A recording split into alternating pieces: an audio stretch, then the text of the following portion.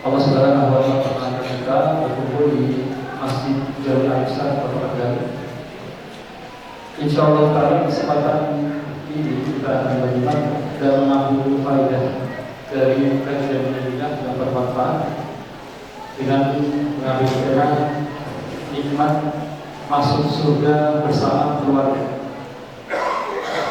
Yang mana insyaallah Ta'ala dan alhamdulillah hadir bersama kita pemateri kita Ustaz Abu Ubaidah Yusuf Asidawi Hafizahullah Ta'ala. Dan kepada jemaah dan ikhwan maupun akhwat, insyaallah Ta'ala kajian kita akan berlangsung hingga pukul 11 nanti dan dilanjutkan dengan sesi tanya jawab. Bagi ikhwan maupun akhwat sudah disediakan kotak-kotak untuk pertanyaan bagi yang ingin bertanya melalui kertas. Bagi ikhwan maupun akhwat, silakan antum bisa bertanya dan memasukkan pertanyaan tersebut di kotak yang sudah disediakan. Atau bagi ikhwan yang ingin bertanya secara langsung juga dipersilakan. Bagi ikhwan yang ingin bertanya secara langsung sesekali jawab nanti juga insyaallah Ta'ala disediakan waktu. Bapak Ibu dirahmati Allah Subhanahu wa Ta'ala, sebelum kita mulai sekilas dari profil pemateri kita Ustaz Abu Ubaidah Yusuf Asidawi Hafizahullah Ta'ala. Beliau banyak pendidikan atau mengikuti muhasabah ilmu izah di markas Syekh Muhammad bin Shalih Al-Utsaimin rahimahullah Ta'ala. Beliau juga beraktif membesarkan dan mengajar di pondok pesantren Al-Qur'an Gresik. Dan saat ini beliau aktif berdakwah baik secara langsung ataupun di media sosial. Dan saat ini pula beliau bermukim atau bertempat tinggal di Kota Bandung. Alhamdulillah dalam kegiatan safar dakwah di akhir pekan ini, setelah beliau mengisi di Kota Bandung, kemudian di Pekalongan, dan di hari Ahad dapat mengunjungi kita bersama di Kota Kendari. Bapak Ibu dirahmati Allah Subhanahu wa Ta'ala, sebelum menyebarkan bagi bapak yang berada di luar bisa masuk untuk mengikuti kajian kita, dan mungkin yang depan juga bisa lebih merapatkan softnya baik, atau bisa maju sedikit agar yang belakang atau yang baru datang itu bisa masuk ke dalam masjid atau bisa lebih maju ke depan. Barangkali itu Bapak Ibu dan Allah Subhanahu wa Ta'ala, kita akan simak lagi kajiannya. Dan jangan lupa kami sampaikan beberapa informasi untuk jamaah agar senantiasa mengikuti kajian dari awal hingga akhir, dan juga jangan lupa untuk mencatat ilmu, karena agar kita bisa senantiasa merefresh kembali. Kemudian barangkali bisa disampaikan beberapa untuk keluarga kita, dan hendaknya seorang yang menuntut ilmu itu untuk mencatatnya dengan tulisan. Kemudian yang terakhir, agar meluruskan niat kita untuk menimbangi dan mengambil faedah dari kajian-kajian ini. Barakallahu. Dan alhamdulillah di hadapan kita juga ada beberapa hadiah yang barangkali yang akan diberikan kepada para jemaah ataupun pertanyaan yang akan disampaikan. Dan kepada beliau bersama Abu Ubaidah Yusuf Asidawi Hafizahullah Ta'ala, waktu dan tangan bersama pada tempat yang bersyukur aja.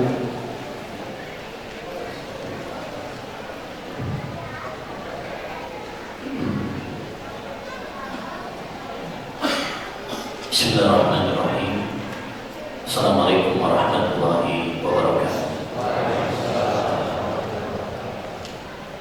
Alhamdulillahirabbil alamin, wa bihi nasta'in ala umuri dunya waddin. Wassalatu wassalamu ala asyrafil anbiya'i wal mursalin, nabiyyina Muhammad wa ala alihi wa sahbihi ajma'in. Wa man ihtada bi huda wattaba'a atharahu ila yaumiddin. Rabbi shrah li sadri wa yassir li amri wahlul 'uqdatam min lisani yafqahu qawli. Allahumma inna nas'aluka ilman nafi'an wa rizqan thayyiban wa amalan mutaqabbalan وانفعنا بما علمتنا وعلمنا ما ينفعنا وزدنا علما. أيها الإخوة والأخوات, kaum muslimin wal muslimat yang semoga senantiasa dirahmati dan diberkahi oleh Allah Subhanahu wa taala. Alhamdulillah, kita bersyukur kepada Allah Subhanahu wa taala. Kita memuji Allah Subhanahu wa taala dengan penuh cinta dan pengagungan kepada-Nya. Karena hanya dengan nikmat dan rahmat Allah Subhanahu wa taala bagi di tempat ini kita dikumpulkan oleh Allah Subhanahu wa taala di salah satu rumah dari rumah-rumah Allah Subhanahu wa taala yang mulia, di salah satu dari taman-taman surga dunia, yaitu Majlisul Ilm yang penuh dengan keberkahan, penuh dengan rahmat dan kasih sayang.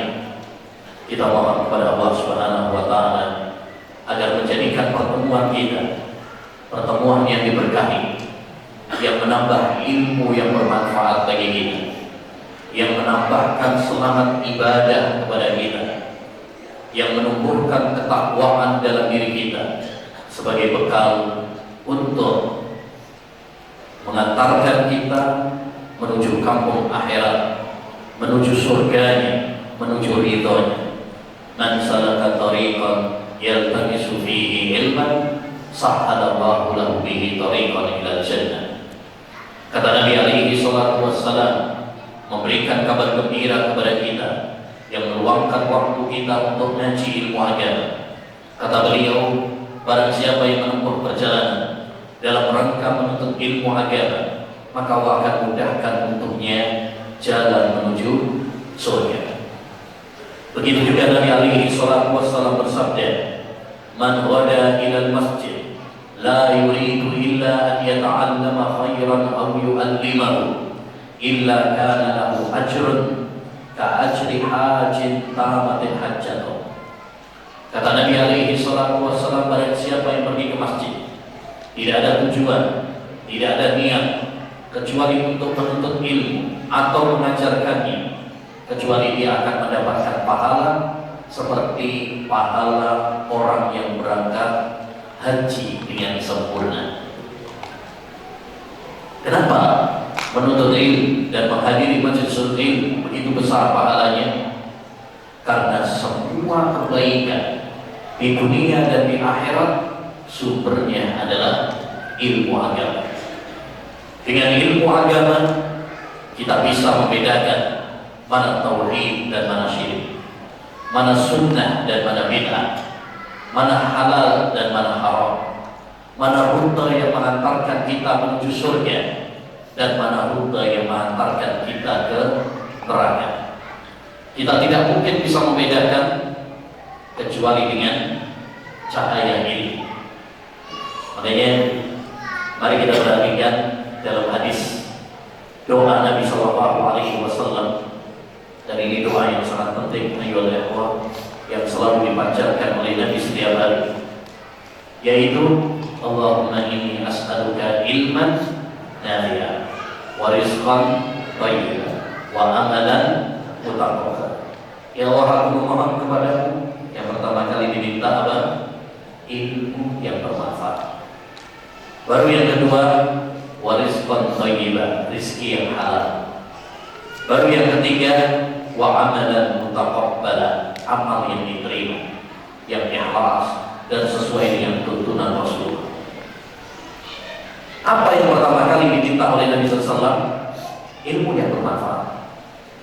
Itu yang pertama kali diminta oleh Nabi alaihi salatu wassalam. Kenapa ilmu yang pertama kali diminta oleh Nabi alaihi salatu wassalam? Ya, bukan rezeki dulu, bukan amal yang diterima dulu. Karena dengan ilmu kita bisa membedakan mana rezeki yang halal dan mana rezeki yang haram, mana amal yang sesuai sunnah dan mana amal yang tidak sesuai dengan sunnah. Disinilah pentingnya bagi kita ayyuhal ikhwah untuk terus belajar ilmu agama. Ya, Nabi Shallallahu Alaihi Wasallam mengabarkan bahwa menuntut ilmu adalah kewajiban bagi setiap kita. Talabul ilmi fariidatun ala kulli muslim. Menuntut ilmu agama itu adalah kewajiban bagi setiap muslim. Maka siapapun kita, apapun pangkat kita, apapun gelar kita, wajib bagi kita untuk belajar ilmu agama. Ya, wajib bagi kita untuk belajar ilmu agama. Baik, wajib bagi kita untuk belajar ilmu agama. Agar apa? Agar kita bisa beribadah kepada Allah Subhanahu wa taala dengan benar. Tujuan kita ngaji ilmu agama adalah agar kita bisa beribadah kepada Allah dengan benar. Kata Sufyan Ats-Tsauri rahimahullah, "Innama yutlabul ilmu liyuttaqallah." Ilmu itu dicari, tujuannya adalah apa? Agar kita bisa bertakwa kepada Allah Subhanahu wa taala. Oleh karenanya, ayolah ikhwan, sebelum kita masuk kepada tema, saya ingin mengingatkan kepada diri kita pribadi dan kepada para jemaah sekalian tentang 5 kunci yang perlu kita perhatikan ketika belajar ilmu agama, agar ilmu kita diberkahi oleh Allah SWT. Ilmu kita menjadi ilmu yang bermanfaat. Yang pertama, hendaknya bagi kita untuk meluruskan niat. Luruskan niat kita, karena niat memiliki peran yang sangat besar untuk kesuksesan kita dalam meraih ilmu agama. Semakin kita ikhlas, semakin lurus niat kita, maka semakin banyak ilmu yang akan kita raih, semakin berkah ilmu yang kita dapatkan. Makanya Rasulullah SAW bersabda, "Innamal a'malu binniyat." Setiap amalan itu tergantung kepada niatnya. Luruskan niat-niat kita. Ya, niatkan kita hadir dalam majelis ilmu ini untuk mendapatkan ilmu dan untuk mengamalkan ilmu tersebut. Niatkan kita belajar ilmu agama agar kita semakin dekat sama Allah Subhanahu wa taala, agar kita meraih pahala rahmat dari Allah Subhanahu wa taala. Ya, karena itulah tujuan ilmu yang bermanfaat, yaitu membuahkan rasa takut kita kepada Allah Subhanahu wa taala, membuahkan semangat ibadah kepada Allah Subhanahu wa taala, membuahkan akhlak yang mulia dalam kehidupan kita. Karena ilmu itu sebagai faedah, ilmu itu ada dua, ada ilmu yang bermanfaat, ada ilmu yang tidak bermanfaat. Sallallahu ilman nafi'a wa ta'awwadhu billahi min ilmin la yanfa'. Kata Nabi alaihi salatu wassalam, mintalah kepada Allah ilmu yang bermanfaat dan berlindunglah kalian dari ilmu yang tidak bermanfaat. Ya, berarti ada ilmu yang bermanfaat, ada ilmu yang tidak bermanfaat. Apa ilmu yang bermanfaat? Ilmu yang bermanfaat itu, kata para ulama, tandanya setidaknya ada 3. Pertama, ilmu tersebut membuahkan rasa takut kepada Allah SWT. Semakin kita belajar ilmu agama, kita semakin takut sama Allah SWT. Innamal ilmu khasyatullah. Kata Imam Ahmad, ilmu itu adalah rasa takut sama Allah SWT. Semakin kita ngaji ilmu agama, kita semakin takut sama Allah Subhanahu wa taala. Yang kedua, tanda ilmu yang bermanfaat adalah ilmu tersebut diamalkan. Kalau ilmu tidak kita amalkan, maka ilmu tersebut ilmu yang tidak bermanfaat. Kita banyak apalah, kita banyak wawasan, pengetahuan, kita banyak ikut kajian-kajian, tapi nggak diamalkan, maka itu adalah ilmu yang tercela, ilmu yang tidak bermanfaat. Kullu ilmin la yazidul imana quwwatan wa thabatan wa amalan fa huwa madhkur. Kata Imam Ibnu Qayyim rahimahullah taala, setiap ilmu yang tidak membuahkan amal, maka itu adalah ilmu yang palsu, ilmu yang ternodai. Ya. Yang ketiga, ilmu yang bermanfaat itu tandanya adalah menjadikan kita semakin ingat kepada akhirat, menjadikan kita semakin bersemangat untuk mempersiapkan bekal untuk setelah kematian. Makanya Nabi SAW ketika ditanya, ayyul mu'minina akyas, wahai Rasulullah, siapa orang beriman yang paling cerdas, paling pintar? Apa kata Nabi? Aksaruhum dzikran lil maut wa asaruhum isti'dadan lima ba'da. Orang yang paling cerdas menurut Nabi ya, adalah orang yang sering ingat kematian, yang paling banyak ingat kematian, dan dia semangat mempersiapkan bekal untuk setelah kematian. Itu baru orang yang pintar. Ya. Jadi Nabi kan mengatakan yang paling pintar itu yang hafalannya paling banyak, yang gelarnya tinggi, yang sekolahnya sampai ke luar negeri. Ya, bukan. Tapi Nabi mengatakan yang paling sering ingat akhirat, ingat kematian, dan paling semangat mempersiapkan bekal untuk setelah kematian. Itu orang yang pintar. Karena itulah ilmu yang sejati, ilmu yang bermanfaat. Adapun ilmu-ilmu yang tidak menjadikan kita semakin beramal, tidak menjadikan kita semakin takut sama Allah Subhanahu wa Ta'ala, maka itu adalah ilmu yang tercela, ilmu yang ternoda.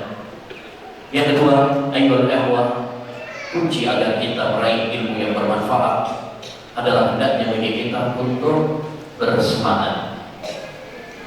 Untuk bersemangat, tidak boleh malas-malasan. Ilmu tidak diraih dengan kemalasan. Ilmu tidak diraih hanya dengan menghayal. Ilmu diraih dengan semangat yang membaca, membara. Makanya kalau kita ingin sukses, ya berarti harus semangat. Nabi SAW pernah menyebutkan 3 kunci kesuksesan, baik sukses dunia maupun akhirat. Ambil kunci motivasi ini dari Nabi. Daripada ambil dari motivator, ambil dari Nabi SAW. Beliau adalah motivator ulum. Kata Nabi alaihi salatu wassalam, ihris ala ma yanfa'uka wasta'in billah. Bersemangatlah kamu melakukan hal-hal yang bermanfaat bagimu. Dia harus semangat. Yang kedua, wasta'in billah, mintalah pertolongan kepada Allah Subhanahu wa Ta'ala, doa. Kemudian yang ketiga, wala ta'jiz, jangan menyerah. Jangan menyerah. Jadi ada 3. Yang pertama semangat, yang kedua minta pertolongan, doa, dan yang ketiga pantang menyerah. Pantang menyerah. Kalau kita menerapkan 3 kunci kesuksesan ini, insya Allah kita akan sukses, baik sukses dunia maupun sukses di akhirat. Intinya, kalau kita ingin sukses meraih ilmu agama, berarti harus semangat, tidak boleh malas-malasan. Lihat para ulama rahimahullah ta'ala, bagaimana semangat mereka dalam menuntut ilmu, yang perlu kita contoh agar kita bisa meniru dan meneladani mereka. Di antara mereka ada yang melakukan perjalanan berbulan-bulan lamanya hanya untuk mendapatkan 1 hadis. Kata Sa'id bin Musayyib, kami melakukan berbulan-bulan hanya untuk mendapatkan 1 hadis. Ya, di antaranya adalah sahabat Jabir, melakukan perjalanan dari Madinah sampai ke Syam. Syam itu kalau sekarang Yordania, Palestina, Suriah, ya, Lebanon, itu sana. Dari Madinah sampai ke Syam untuk menemui Abdullah bin Unais, seorang sahabat Nabi yang lain. Setelah ketemu dan mendengar hadis dari beliau, balik ke Madinah. Padahal perjalanan Madinah ke Syam saat itu ditempuh 1 bulan. PP berarti 2 bulan hanya untuk mendapatkan 1 hadis. Ya, bahkan kisah-kisah mereka diceritakan, dikumpulkan oleh seorang ulama Al-Khatibul Baghdadi dalam bukunya Ar-Rihlah fi Thalabil Hadis. Banyak ulama-ulama yang seperti itu. Bahkan ada di antara mereka yang sampai kencing darah. Perjalanan dulu kan kayak sekarang ya, ada kereta, ada pesawat. Dulu kan, ya paling bagus sudah naik kota udah bagus, panas, ya sering di antara mereka ada yang kelaparan, bahkan ada yang mati dalam perjalanan. Ya, intinya kita harus semangat dalam belajar ilmu agama. Tanpa semangat maka kita tidak akan mendapatkan ilmu. Yang ketiga, ayyuhal ikhwah rahimani wa rahimakumullah, di antara kunci kesuksesan dalam menuntut ilmu adalah doa. Doa, minta kepada Allah Subhanahu wa taala.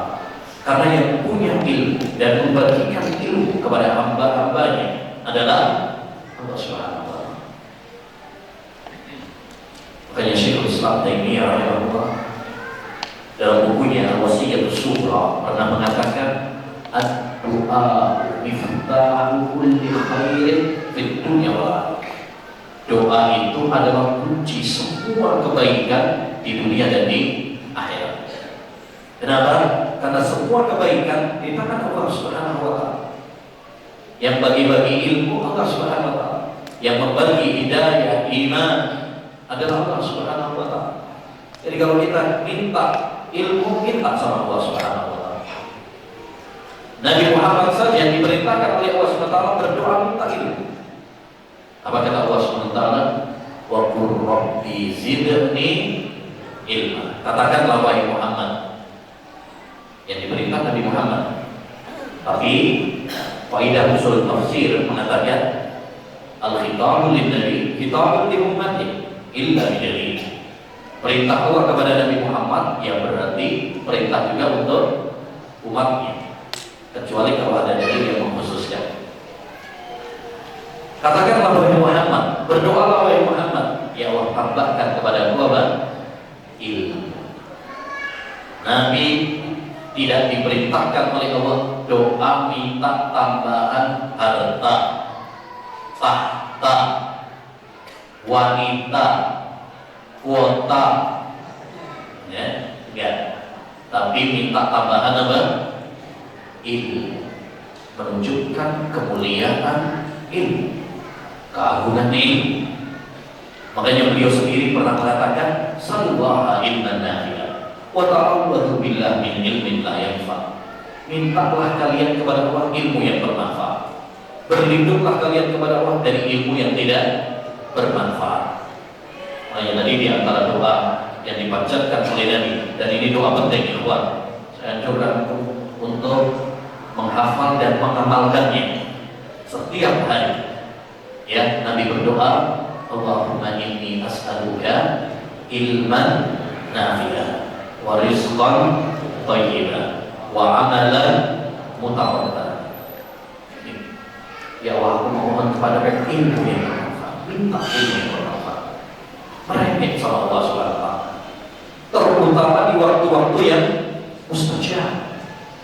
Di waktu-waktu yang mustajab, antara adzan dan qoma, daripada ngobrol, daripada ngelamun, ya doa sama Allah Subhanahu wa taala.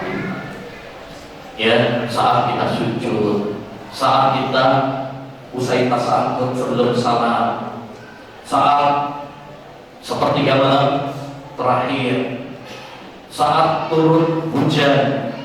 Saat turun hujan itu adalah salah satu waktu yang mustajab. Sintani la turadda. Ada dua waktu yang tidak akan ditolak kata Allah Subhanahu. Kata Nabi, iddan nida wa tahtal matar. Ketika adzan dan ketika turun hujan. Demikian juga waktu-waktu mustajab yang lain.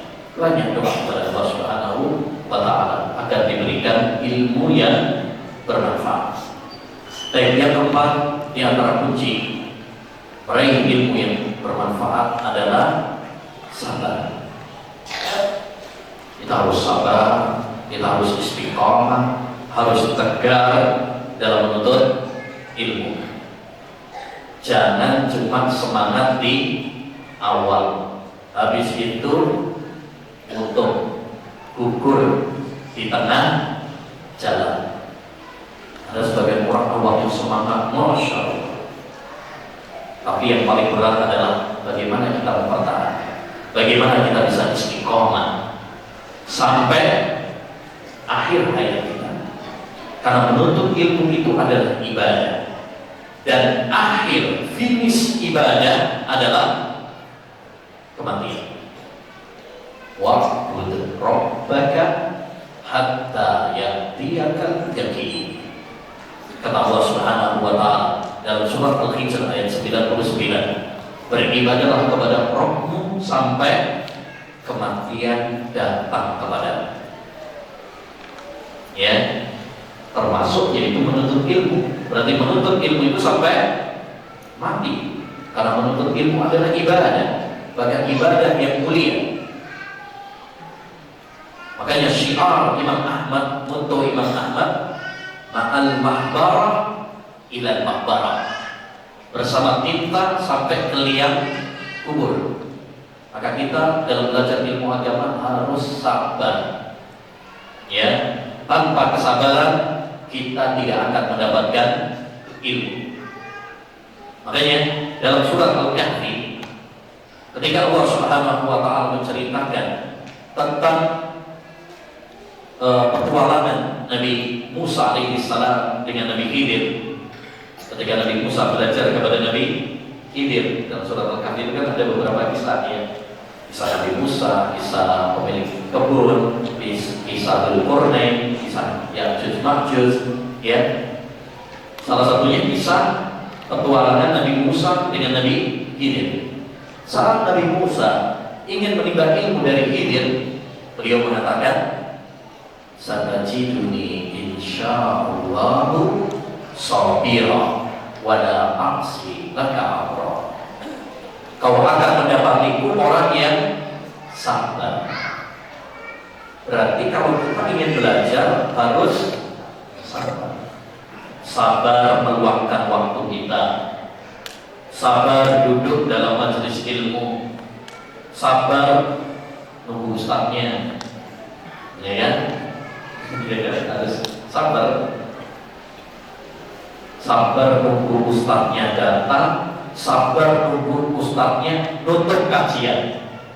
Nah, makanya disebutkan oleh para ulama, termasuk ada dalam menuntut ilmu adalah murid itu datang sebelum ustaz dan tidak keluar sebelum ustaz.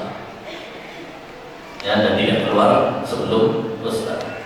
Sabar menghafal, sabar mencatat, sabar mendengar, sabar memurajaah, mengulang, semuanya butuh kesabaran. Tanpa kesabaran kita tidak akan mendapatkan ilmu. Oleh karenanya, ya, saya wasiatkan kepada diri saya pribadi dan kepada para ikhwan dan akhwat sekalian, mari kita istiqomah dalam menuntut ilmu. Mari kita berusaha terus menuntut ilmu sampai akhir hayat kita. Kata Imam Ibnu Mubarak, la yazalu rajul aliman man talaba al-ilm. Orang itu akan disebut berilmu kalau dia terus menuntut ilmu. Fa in dhanna annahu qad alima faqad jahil. Adapun kalau dia sudah merasa berilmu, tak butuh kepada ilmu lagi, maka dia menjadi orang yang bodoh. Artinya adalah ilmu itu luas, kita harus terus mengejarnya. Ya, jangan pernah merasa, saya sudah tahu semuanya, tak butuh lagi kepada ini berarti sombong. Ya, ilmu itu ayo ikhwah, semakin kita gali, semakin kita dalami, wallahi semakin akan menjadikan diri kita rendah, menjadikan diri kita merasa bahwa kita masih bodoh. Makanya dulu dikatakan oleh para ulama, al-ilmu salasatu asybah. ilmu itu ada 3 tingkatan. Man dakhala syibral awwal takabbar. Siapa yang masuk pada tingkatan yang pertama, jadi baru-baru belajar, si awal-awal, sombong ini. Baru hafal juz amma udah merasa kayak saya sukses. Baru belajar bahasa Arab dikit, bisa ngomong ahlan wa sahlan, ya, udah merasa kayak si bawah.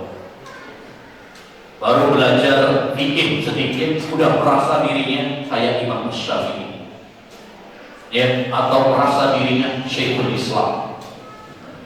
Banyak. Itu kalau baru belajar petai. Wa in dakhala sibrasani tawa. Kalau dia masuk pada tingkatan yang kedua, dia akan merendah. Awal. Wa man dakhala sibrasanis alima annahu la ya'lamu syai'an. Kalau dia masuk pada tingkatan yang ketiga, dia akan sadar bahwa dirinya masih hidup. Ya, dan itu yang kita rasakan. Semakin kita mendalami ilmu agama, masih banyak ilmu yang belum kita pelajari. Orang tuh kalau martabah pesantren mana gitu ya, banyak kitabnya. Itu tanya, dari sekian banyak buku ini sudah khatam berapa? Ini banyak ilmu yang belum kita baca. Al-Quran aja belum tamat tafsirnya. Sahih Bukhari, Sahih Muslim belum kita selesaikan. Ya, belum lagi kitab-kitab hadis, kitab-kitab para ulama. Maka jangan pernah merasa puas dengan ilmu yang sudah kita dapatkan. Terus kita kejar sampai akhir hayat kita. Dan yang kelima, kunci sukses dalam ilmu adalah adab. Ya, hendaknya bagi kita memperhatikan adab, memperhatikan akhlak. Bil adabi tafhamul ilm. Kata seorang ulama, dengan adab engkau akan meraih ilmu. Jadi kunci mendapatkan ilmu itu adalah kalau kita menghiasi diri kita dengan adab.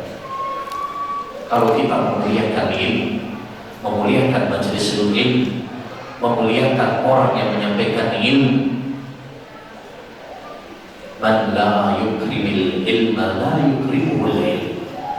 Barang siapa yang tidak memuliakan ilmu, maka ilmu tidak akan memuliakan. Kalau kita memuliakan ilmu, maka ilmu akan memuliakan kita. Kalau kita tidak memuliakan ilmu, maka ilmu tidak akan memuliakan kita. Oleh karena itu dahulu para ulama, mereka belajar adab sebelum belajar ilmu. Seperti disebutkan oleh Imam Ibnu Sirin, kanu yata'allamuna al-hadiyah qabla an yata'allamul ilm. Mereka itu belajar adab sebelum belajar ilmu. Belajar adab. Bahkan disebutkan oleh Al-Imam Al-Zahabi dalam Syiar A'lamin Nubala bahwa yang hadir dalam majelis Imam Ahmad itu 5.000 orang. Di kajiannya Imam Ahmad itu, kalau beliau menyampaikan hadis, itu yang hadir ada sekitar 5.000 orang. 4.500 belajar adab. Sisanya berarti cuma 500 belajar hadis. Berarti lebih banyak belajar adab. Ini menunjukkan kepada kita bahwa dahulu mereka sangat mengagungkan adab, mengagungkan akhlak. Oleh karenanya, ayo ikhwah, kita terutama saya tekankan untuk para ikhwah akhwat yang sudah ngaji, sudah kenal sunnah. Mari kita menghiasi diri kita dengan adab dan akhlak. Kalau kita yang sudah ngaji tidak mempraktekkan dan tidak menghiasi diri kita dengan akhlak, dengan adab, maka ilmu kita tak bermanfaat. Ilmu kita tak bermanfaat. Jadi harus ada perubahan dalam diri kita setelah ngaji. Ya, koreksi diri kita. Kita udah ngaji ini, ada perubahan nggak dalam adab kita? Ada perubahan nggak dalam akhlak kita? Kita semakin baik nggak akhlak kita kepada orang tua, kepada tetangga, kepada istri, kepada anak? Harus ada perubahan. Dahulu pernah Waqi' Ibnul Jarrah, orang ulama gurunya Imam Syafi'i, pernah dicela oleh orang-orang, difitnah, tapi beliau nggak membalas. Akhirnya ditanyakan kepada beliau, kenapa kau nggak membalasnya wahai imam? Kata beliau, wa lima ta'allamna ilal. Kalau ada orang mencela kita, terus kita ladeni, kita jawab dengan celaan juga, terus buat apa kita ngaji? Manfaatnya apa kita ngaji? Maksudnya apa? Maksudnya kita kalau udah ngaji harus beda sama masyarakat yang lain. Ya talibi ilmin Nabi Muhammadin, ma antum wasiwakum bisawa. Wahai para penuntut ilmu, kalian tuh gak sama orang masyarakat biasa. Ya, kalian dimuliakan oleh Allah Subhanahu wa taala dengan sering mendengar ayat-ayat Al-Qur'an, mendengar hadis-hadis Nabi sallallahu alaihi wasallam yang banyak berisi tentang akhlak, adab. Maka hendaknya bagi kita untuk menghiasi diri kita dengan adab, dengan akhlak, terutama dalam majelis ilmu. Dalam majelis ilmu, kalau kita ingin mendapatkan ilmu, muliakan ilmu. Ya, muliakan majelis ilmu, muliakan orang yang menyampaikan ilmu, muliakan teman-teman kita sesama penuntut ilmu. Banyak di antara para penuntut ilmu tidak mendapatkan ilmu karena mereka tidak memperhatikan apa? Adab. Karena dia memperhatikan adab. Ada yang masuk majelis ilmu ngobrol sendiri, ada yang di majelis ilmu kadang main HP sendiri, ada yang di majelis ilmu ngantuk, bahkan tidur, bahkan ngorok. Ya, bagaimana dia akan mendapatkan ilmu? Ya, aktif matuslah tidur. Iya, tapi pada tempatnya. Kata Imam Ibnul Qayyim, saya cuma nukil ya ucapan Imam Ibnul Qayyim. Dia mengatakan, "Wa nu'asu fi majalisil ilmi minasyaitan." Ngantuk dalam majelis ilmu itu dari setan. Tapi kalau ngantuk pas perang, pas panik, nah itu bagus. Karena itu nikmat. Tapi kalau ngantuknya di majelis ilmu, maka itu adalah dari setan. Karena setan itu paling gak senang kalau kita menuntut ilmu. Bahkan disebutkan oleh Imam Ibnul Jauzi dalam bukunya Talbis Iblis, perangkap-perangkap iblis. Beliau mengatakan perangkap iblis yang pertama adalah menghalangi manusia dari belajar ilmu agama. Kenapa? Karena ilmu itu cahaya.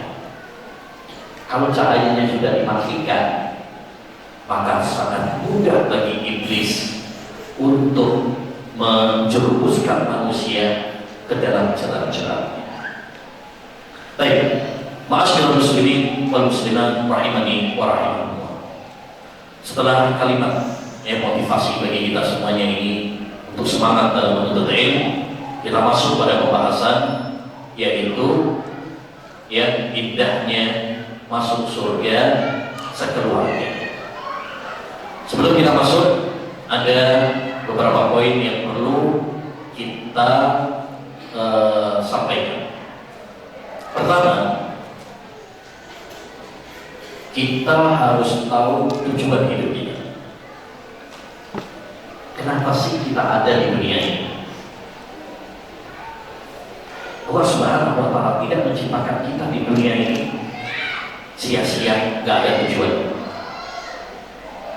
Pasti ada hikmah, pasti ada tujuan di balik Allah Subhanahu wa taala menjadikan kita ada di panggung dunia.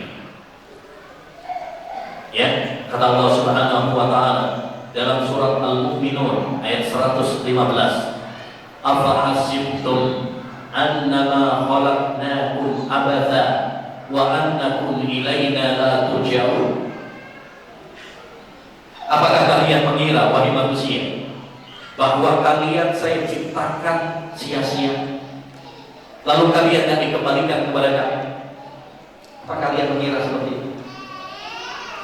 Jadi kita diciptakan oleh Allah di dunia ini pasti ada tujuannya, sebuah tujuan yang sangat mulia, visi misi yang sangat indah, yaitu agar kita sibuk mempersiapkan bekal untuk menghadap Allah Subhanahu wa Ta'ala.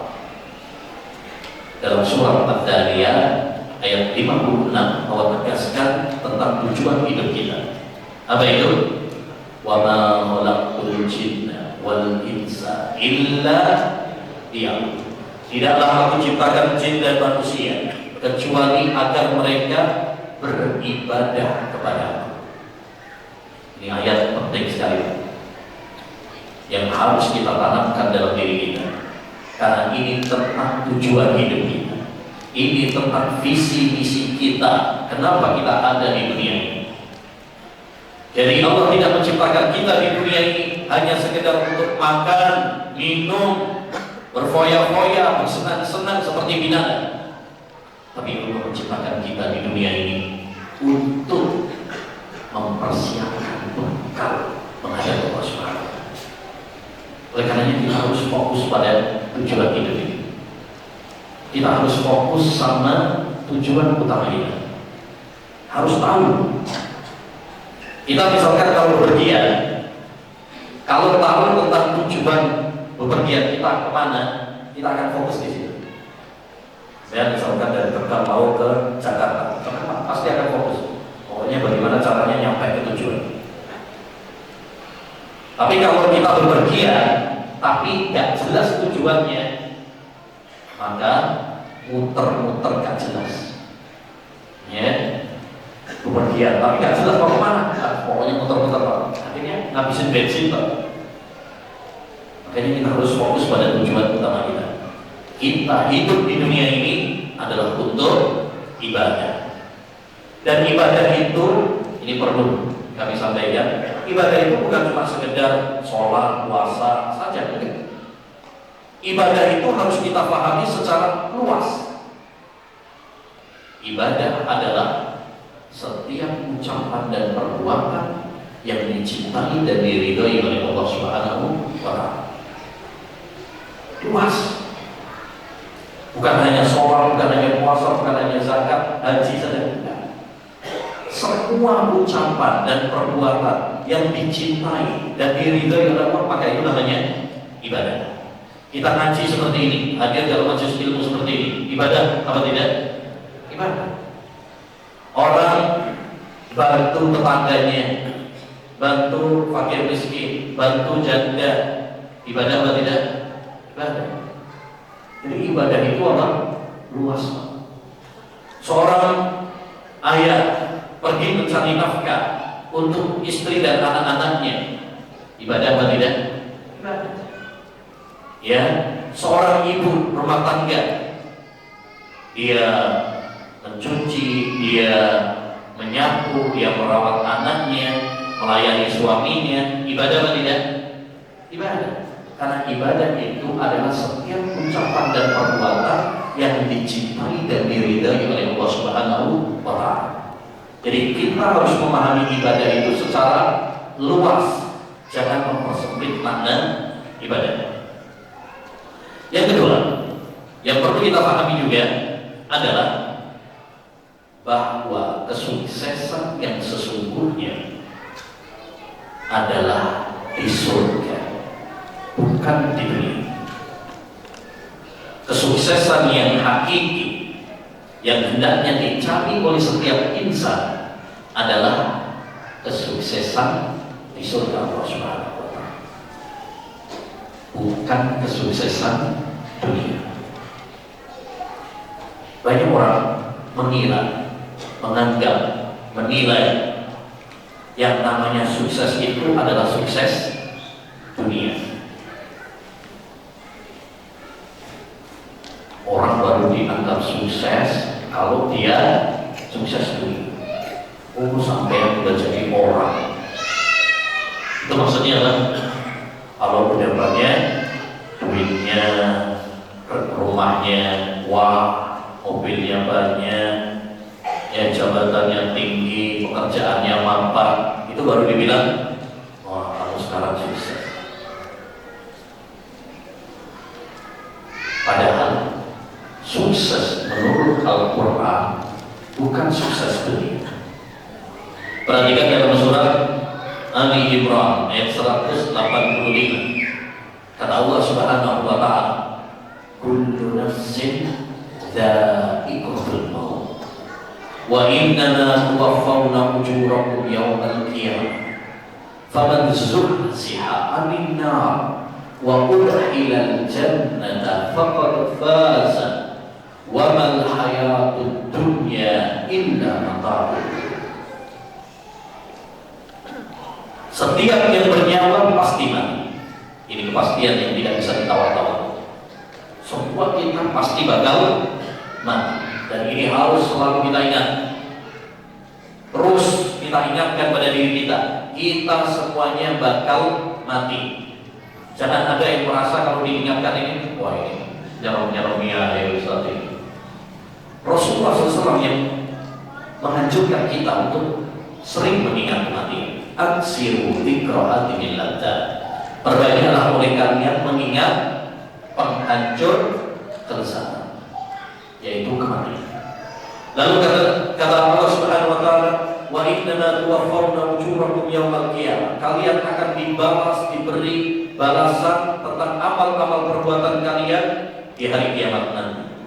Lalu kata Allah Subhanahu wa taala, faman zuhziha 'anil nar, siapa yang diselamatkan dari neraka, wa udkhilal jannah, dan dimasukkan ke surga, faqad faz, maka dialah orang yang sukses.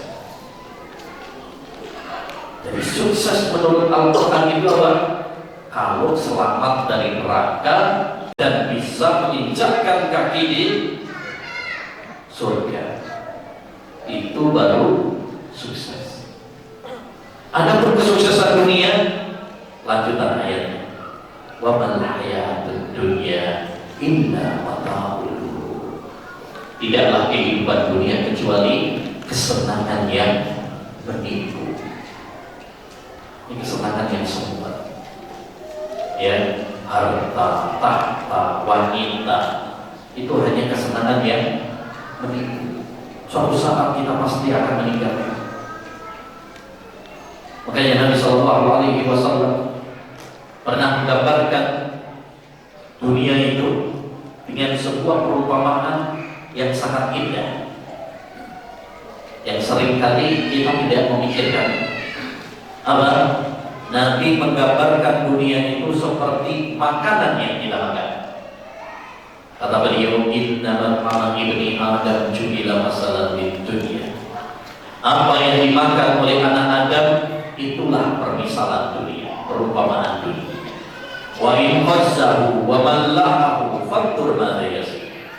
Walaupun dia membumbuinya, walaupun dia menggaraminya seenak mungkin, selezat mungkin, pikirkan, toh akhirnya juga jadi apa? Makanan apa paling enak? Tegari. Sate Tegal. Wih, kayaknya kemarin malam saya di Pekalongan juga biasa makan sate Tegal. Ya, makan sate. Paling enak makan sate. Tapi setelah makan sate, jadinya apa?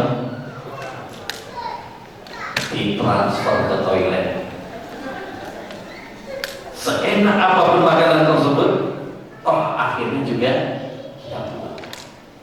begitulah dunia yang kita kejar mati-matian, dunia yang kita kejar sampai ya apa, peras keringat, sampai apa itu ya, banting tulangnya banting-banting sampai rambut lain. Walaupun seperti itu, toh nanti kita juga pasti akan meninggalkan. Kita pasti akan meninggalkan dunia.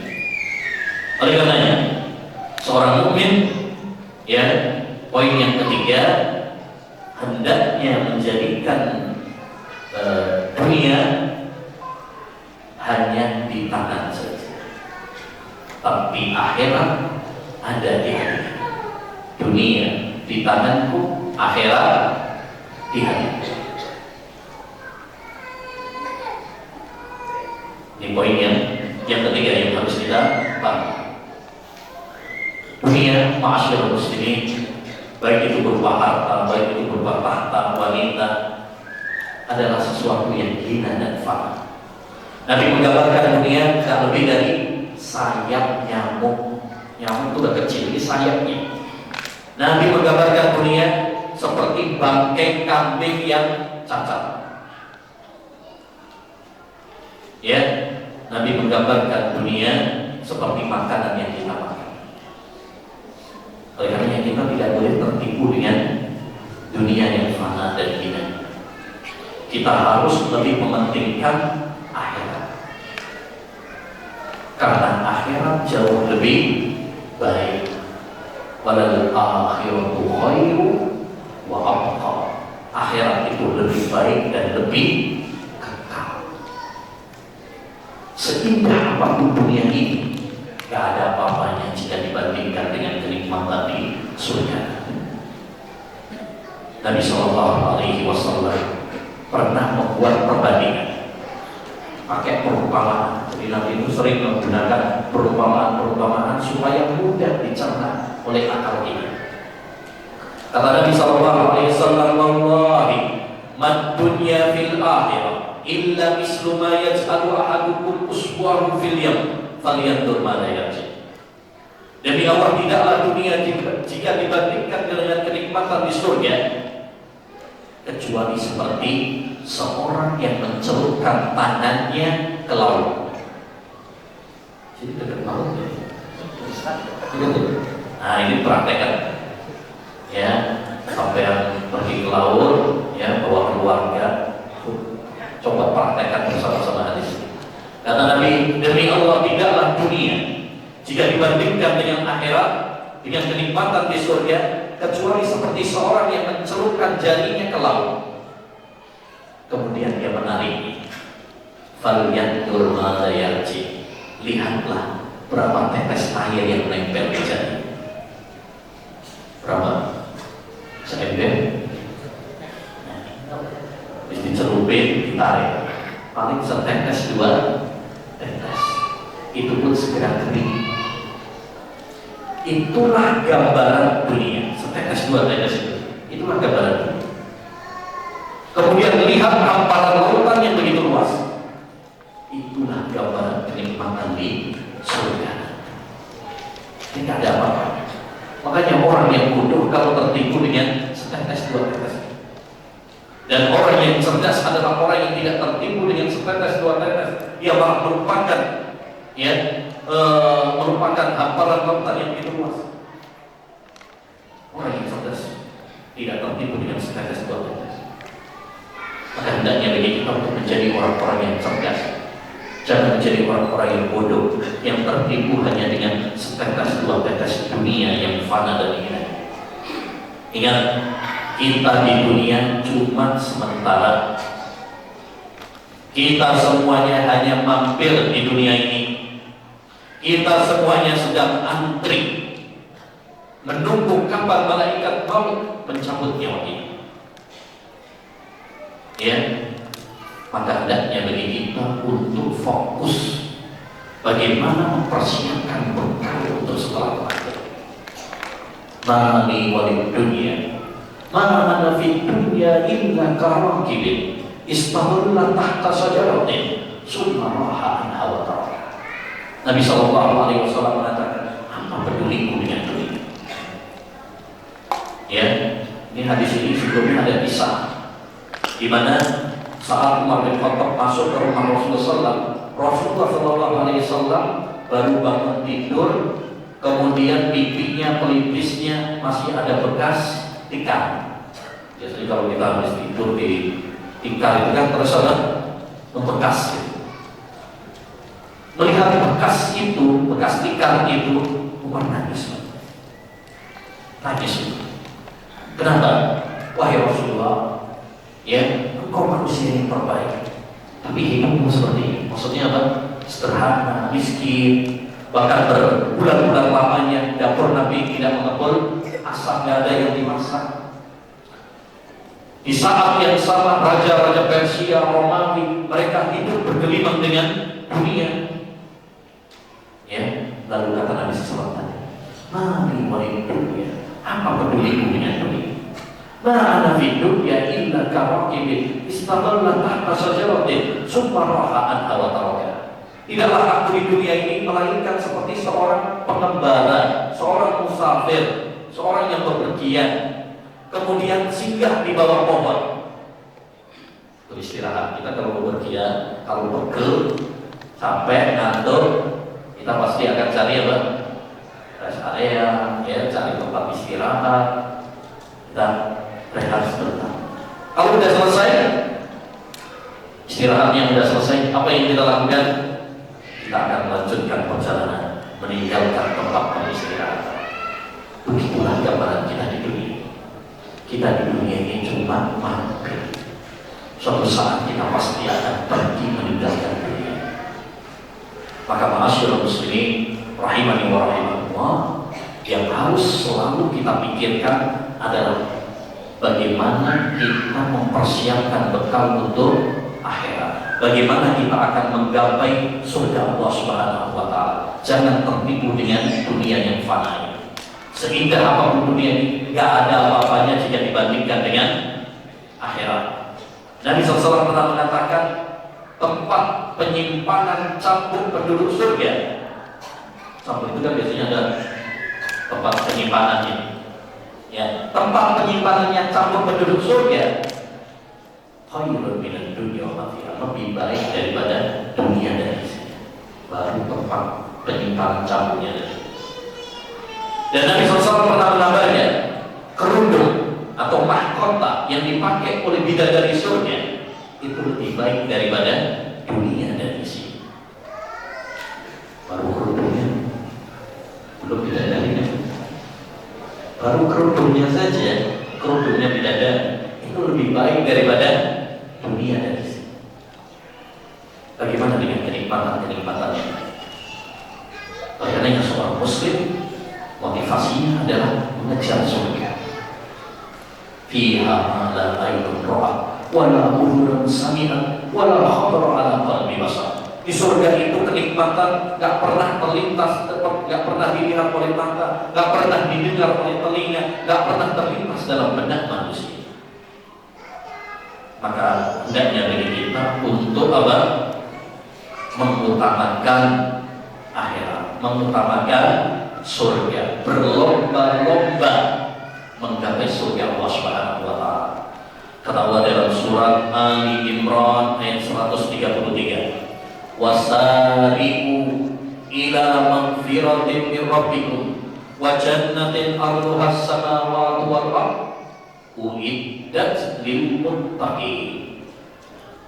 Dan bersegeralah kalian, Masya Allah, kalimat ini, segeralah kalian, berlomba-lomba. Dalam Al-Quran itu kan, kalau memotivasi kita untuk akhirat, itu kalimatnya powerful, mantap. Seperti ini, wasari, bersegera, fastabiqul khairat, berlomba-lomba, fas'au ila dzikrillah, bergegaslah, fafirru ilallah, larilah kalian. So, kalimat-kalimatnya apa? Powerful, mantap. Berbeda dengan mengejar dunia. Ketika Allah memerintahkan kita untuk mengejar dunia, untuk mencari nafkah, Allah cuma mengatakan famshu fi manakibiha, berjalanlah kalian di muka bumi untuk mencari rezeki. Jalan. Maksudnya apa? Santai. Jangan kembali. Banyak orang kembali sekarang. Untuk akhirat santai. Ada nunggu Omar nunggu salah. Lalu santai. Tapi untuk dunia, Masya Allah, ya, ngantor jam 7, dia nggak mau telat tuh, habis subuh udah berangkat, ya. Pokoknya jam 7 nggak boleh terlambat, benar nggak terlambat. Tapi kalau sholat masbuk kan, ya, syukur masih masbuk. Ada kalau nggak sholat, berarti ini menunjukkan bahwa kita pencinta dunia. Baik. Kata Allah Subhanahu wa taala, "Wasari'u ila maghfiratin", bergegaslah kalian menuju ampunan Allah. "Wa jannatin 'arduha as-samawati wal ardh", dan surga yang luasnya seluas langit dan bumi. Uiddat lil muttaqin, yang Allah siapkan untuk orang-orang yang bertakwa. Jadi ini yang harus menjadi motivasi kita. Apa itu? Berlomba-lomba menggapai surga. Jangan berlomba-lomba ngejar dunia, apalagi ngejar janda. Berlomba-lombanya ngejar dunia. Berlomba-lomba itu mengejar surga. Subhanallah. Ada sebuah kisah yang sangat menarik yang perlu menjadi contoh bagi kita. Bagaimana seorang itu harus berlomba-lomba dalam menggapai surga. Sebuah kisah yang sangat menakutkan. Dalam buku Al-Ishrah fi Tamyiz Sahabah karya Al-Hafidz Ibnu Hajar Al-Asqalani, ini buku tentang sirah para sahabat, jadi biografi para sahabat. Ada sebuah kisah menarik saat Nabi SAW memberikan komando kepada para sahabat untuk keluar perang Uhud. Ya, ada salah satu peristiwa bersejarah dalam Islam itu apa?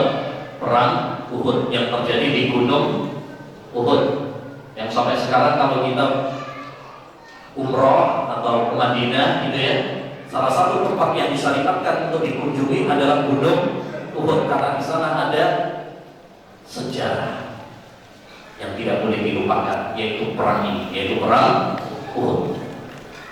Saat Nabi SAW memberikan komando kepada para sahabat untuk perang Uhud,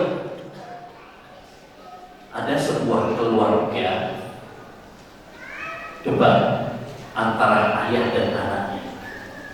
Siapa di antara mereka yang mewakili untuk keluar perang Uhud? Bapaknya mengatakan, "Saya saja yang keluar. Kamu anaknya masih muda, tunggu aja di rumah, ya, jagain ibumu, jagain adik-adik perempuan. Kamu masih muda, baru masih panjang, biar ini jatahnya aja Bapak." Anaknya mengatakan, "Saya saja Pak yang keluar. Bapak udah sepuh, Bapak udah tua. Perang ini membutuhkan energi, kekuatan, biar yang muda saja. Bapak udah santai aja di rumah. Tak ada yang mau kalah." Akhirnya apa? Kita berunding. Ya udah, kalau nggak ada yang mau kalah, pakai undian. Siapa yang keluar namanya, dialah yang berangkat. Qadarullah, ternyata yang keluar adalah anak. Sa'd. Ya, keluar namanya Sa'd. Apa kata bapaknya? Nah, betul yang menang kamu. Tapi Bapak mencium aroma surga dari gunung Uhud. Berikan jatahmu kepadamu.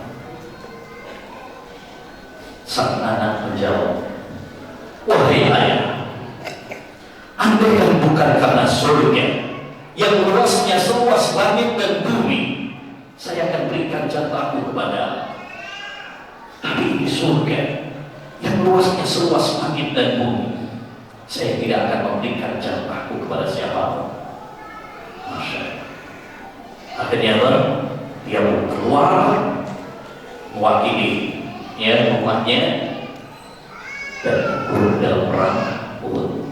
Karena dalam perang Uhud itu banyak para sahabat yang gugur ya. Makanya ada kuburan syuhada Uhud ya, sekitar bantuan atau bantuan para sahabat meninggal dunia saat itu, termasuk saat ini. Ya, jadi masyaallah muslimin rahimani wa rahimakumullah, seorang muslim orientasinya, prioritas utama hidupnya adalah untuk akhirat, untuk surga Allah SWT, bukan untuk dunia yang fana dan hina. Ini yang harus menjadi prioritas hidup kita, yang harus selalu kita tanamkan dalam diri kita. Baik, masyaallah muslimin rahimani wa rahimakumullah, ketika kita punya keinginan untuk masuk surga, maka jangan pernah kita egois. Maksudnya gimana Ustaz egois masuk surga? Jangan hanya ingin sendiri masuk surga. Ya, yang penting saya masuk surga. Ya, istrinya, anaknya gak diajak. Jangan. Hendaknya bagi kita untuk punya cita-cita bagaimana menggandeng tangan istri kita, menggandeng tangan anak-anak kita, menggandeng cucu kita, orang tua kita, keluarga kita semuanya untuk meraih surga. Emang bisa masuk surga sama keluarga? Bisa, asalkan kita mewujudkan kriteria-kriterianya. Dan ini apa? Ada 3 dalil dalam Al-Quran yang menunjukkan bahwa mungkin ya satu keluarga itu bisa masuk surga, bisa bertemu di surga, bisa reuni bersama di surga. Dan yang pertama, surat Ar-Ra'd ayat 23, di mana Allah Subhanahu wa taala mengatakan, Jannatu adni yadkhulunaha wa man salaha min abaihim wa azwajihim wa dhurriyyatihim wal malaikatu yadkhuluna 'alaihim min kulli bab salamun 'alaikum bima sabartum fa ni'ma uqbad dar. Kata Allah Subhanahu wa taala, surga ada, mereka masuki dan orang-orang saleh dari kalangan bapak-bapak mereka. Bapak itu, aba itu dalam bahasa Arab, bapak ke atas, berarti bapaknya, kemudian kakeknya, kemudian mbahnya, ya, kemudian buyutnya, itu seterusnya. Wa azwajihim, dan pasangan mereka, suami atau istri. Wa dzurriyyatihim, dan keturunan mereka, anak, cucu, cicit, ya, bisa ketemu.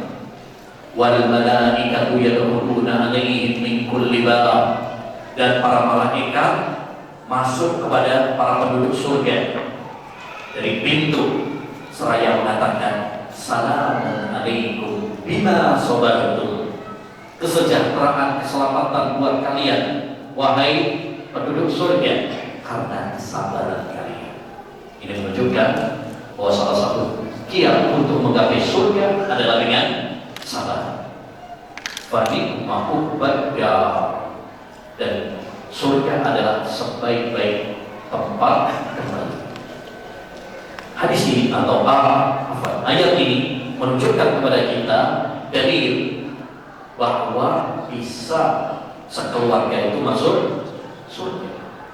Bisa ketemu dengan bapaknya, kakeknya, bisa ketemu dengan ya istrinya. Kalau istrinya lebih dari satu, bisa kumpul semuanya. Bisa, ya, bisa. Baik, bisa berkumpul dengan anak-anaknya, cucunya. Ditambah lagi disambut oleh para malaikat. Kita kalau misalkan pergi di suatu tempat kemudian disambut, itu kan menambah apa? Kehangatannya, kenikmatan, sambutannya luar biasa. Ini yang nyambut para malaikat. yang tidak pernah maksiat kepada Allah Subhanahu wa taala. Assalamualaikum. Sejahtera buat kalian, keselamatan buat kalian. Maka ini menunjukkan kepada kita dari bahwa bisa sekeluarga itu masuk surga. Jadi yang kedua, surat Ghafir ayat 7 dan 8. Ayat 7 dan 8. Kata Allah Subhanahu wa taala, "Alladzina yahmiluna al-'arsya wa man hawlahu yusabbihuna bihamdi rabbihim wa yu'minuna bihi." Para malaikat-malaikat pemikul arsy dan yang sekitarnya, mereka bertasbih memuji Allah Subhanahu wa taala dan beriman kepada Allah Subhanahu wa taala. Wa yastaghfiruna lilladzina amanu, mereka memohon ampun, memintakan ampunan untuk orang-orang yang beriman. Rabbana wasi'ta kulla syai'in rahmatan wa ilma. Ya Allah, Maha luas rahmat dan ilmu. Faghfir lil ladzina tabu wattaba'u sabilaka wa qihim adzabal jahim. Ya, maka ampunilah orang-orang yang bertaubat dan mengikuti jalan. Di doanya para malaikat. Ya, kalau kita ingin didoakan malaikat, berarti hendaknya bagi kita memiliki kriteria, yaitu apa? Suka bertaubat kepada Allah, beriman kepada Allah, mengikuti jalan yang Allah Subhanahu wa taala. Wa qihim adzabal jahim, dan lindungilah mereka, jagalah mereka dari azab yang pedih. Lalu ini yang menjadi pembahasan.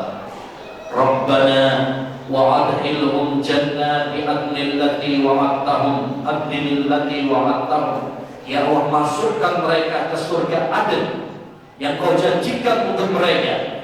Wa man salaha min abaihim wa azwajihim wa dzurriyyatihim, bersama istri-istri mereka, ayah-ayah mereka, dan anak keturunan mereka. Innaka antal azizul hakim, sesungguhnya Engkau Maha perkasa lagi Maha bijaksana. Jadi salah satu doa para malaikat pemikul arsy adalah mereka mendoakan supaya orang-orang beriman itu masuk surga bersama keluarganya, bersama ayahnya, bersama istrinya, bersama anaknya. Ini menunjukkan bahwa mungkin orang sekeluarga itu bisa masuk surga. Karena kalau itu suatu hal yang tidak mungkin, tidak mungkinlah para malaikat mendoakan seperti itu. Ketika para malaikat mendoakan, ya Allah masukkan mereka di surga bersama keluarga mereka, itu menunjukkan bahwa itu mungkin atau tidak? Mungkin. Karena para malaikat tidak mungkin berdoa sesuatu yang mustahil, itu tidak mungkin. Karena tidak boleh berdoa dengan sesuatu yang mustahil, itu tidak boleh. Atau misalnya doa, ya Allah jadikan saya nabi, boleh ya? Tak boleh, mustahil. Karena memang sudah tidak ada nabi setelah Nabi Muhammad. Itu tak boleh doa seperti itu. Kenapa? Doa minta sesuatu yang mustahil. Atau ya Allah turunkan emas dari langit, mustahil. Itu adalah sesuatu yang mustahil. Berdoa sesuatu yang mustahil itu tidak boleh. Di sini para malaikat berdoa supaya orang-orang beriman masuk surga dengan keluarganya. Karena para malaikat berdoa seperti itu, berarti mungkin. Baik. Dalil yang ketiga, surat At-Tur ayat 21. Surat At-Tur ayat 21. Kata Allah Subhanahu wa taala, "Walladzina amanu wattaba'athum dzurriyyatuhum biiman alhaqna bihim dzurriyyatahum wa ma alatna 'alaihim min amalihim min syai' kullu imrin bima kasaba rahin." Dan orang-orang yang beriman kemudian diikuti oleh keturunan mereka dengan keimanan. Maksudnya bapaknya beriman, ibunya beriman, anak keturunannya juga beriman. Alhaqna bihim dzurriyyatahum, kami akan kumpulkan mereka bersama keturunan mereka.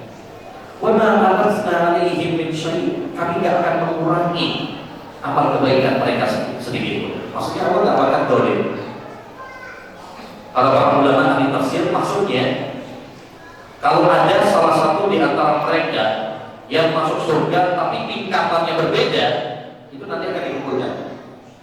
Misalkan, kalau bapaknya, surga itu kan bertingkat-tingkat ya Pak ya. Surga itu bertingkat-tingkat. Karena amal orang itu berbeda-beda juga. Nah, begitu juga surga itu bertingkat-tingkat. Kalau misalkan bapaknya di tingkat apa ya? Tingkat tinggi misalnya. Terus anaknya tingkat bawah. Atau sebaliknya. Misalkan anaknya yang di tingkat tinggi, bapaknya yang di bawah. Kata para ulama, ya, maka yang bawah ini akan dinaikkan, bukan yang tinggi diturunkan. Karena kalau yang tinggi diturunkan, dolim. Tapi kalau yang bawah dinaikkan, ini berarti Allah Subhanahu wa Ta'ala luas rahmatnya. Sampai misalkan jatahnya aslinya naiknya ekonomi, terus dipindah ke eksekutif misalnya, atau bisnis, apa yang bayar, apa yang tambahin, itu berarti apa? Tambahin gitu ya, tambahin. Tapi kalau yang jatahnya bisnis eksekutif kok malah diturunkan ekonomi, nah itu dolim, ya kan? Nah, Allah Subhanahu wa Ta'ala kelak di surga itu nggak berbuat dolim. Yang bawah yang akan dinaikkan. Itu maksud dari ayat ini. Wa ma alasna min amalin min syai'. Kami tidak mengurangi amal mereka sedikit pun. Ya. Baik. Ma'asyiral muslimin wal muslimat rahimani wa rahimakumullah. Setelah kita mengetahui bahwa keluarga itu bisa masuk surga bersama-sama, bisa ngumpul bersama, reuni bersama, dan itu adalah keindahan, kebahagiaan. Kita bisa masuk surga aja itu sudah luar biasa. Apalagi kalau bisa bareng sama keluarga. Coba bayangkan kita kalau pas lagi Idul Fitri saja bisa ketemu dengan anak kita yang udah lama nggak ketemu, itu nggak senang.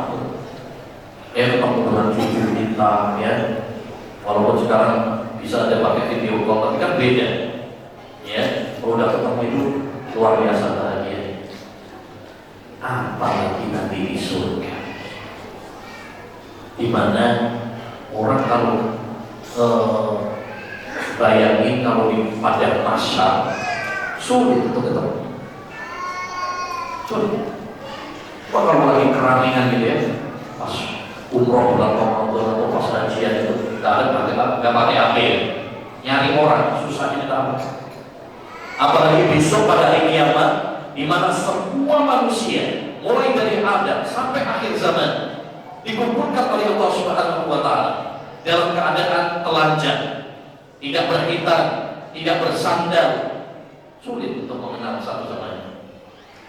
Ya, tapi Allah Subhanahu wa Ta'ala bisa mengumpulkan satu keluarga asalkan mereka memiliki kriteria-kriteria. Apa kriterianya? Ini yang akan kita bahas. Bagaimana caranya? Apa kiat-kiat supaya kita bisa masuk surga kedua? Bila kita perhatikan ma'asyiral muslimin, ayat-ayat tadi yang sudah saya sebutkan, ada 3 ayat ya yang menjelaskan tentang masuk surga sekeluarga ini.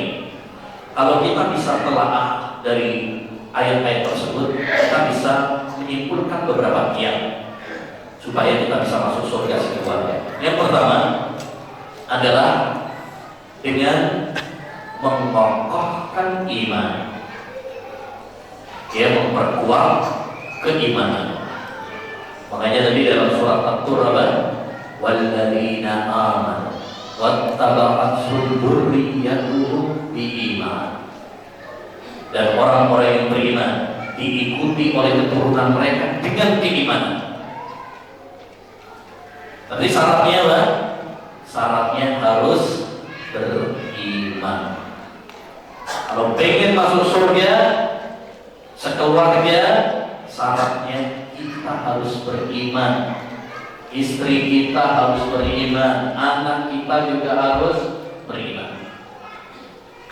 Ini syarat. Iman adalah syarat mutlak untuk menggapai surga Allah Subhanahu wa taala. Tanpa keimanan kita tidak mungkin untuk menggapai surga. Tanpa tauhid maka kita tidak akan mungkin masuk surga. Oleh karenanya prioritas utama kita ya adalah bagaimana memperkuat tauhid kita, menanamkan tauhid di tengah keluarga kita. Dan ini yang dilakukan oleh Nabi SAW. Ini yang dilakukan oleh para nabi.